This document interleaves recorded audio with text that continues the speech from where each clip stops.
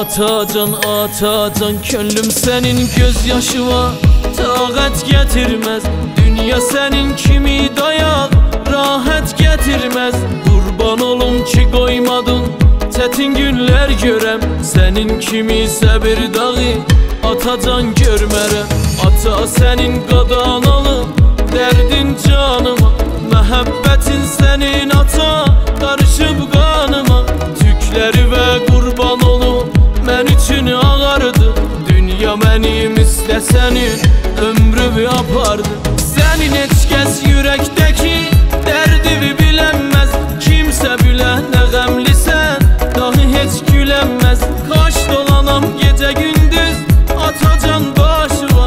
Mərhəm olam kaş ki sənin qəmli göz yaşı var.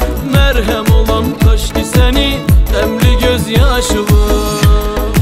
Ata səni tac başıma eyrərəm. Bir tükümü dünyaya vermərəm.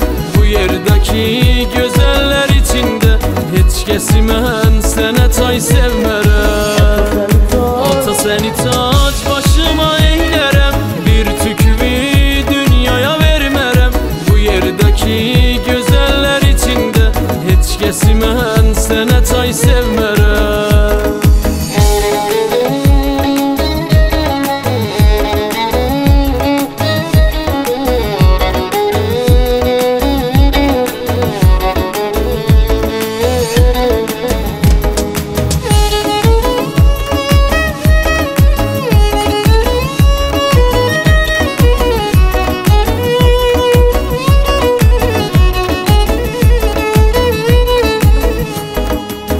Ata mən sən kimi aşık adam sevgisini görmədim düz olsun. Çək nəfəs ki sənin ətrin hər tərəfdə dolsun.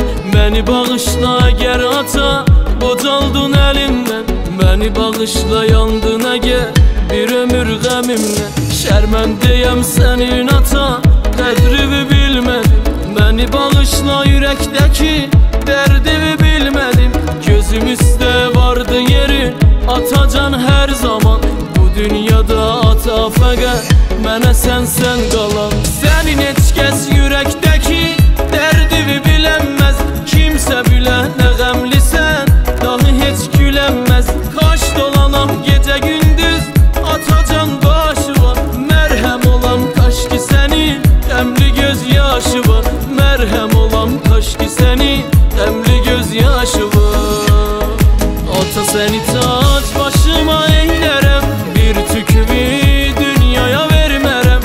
Bu yerdəki gözəllər içində heç kəsi mən sənə tay sevmərəm.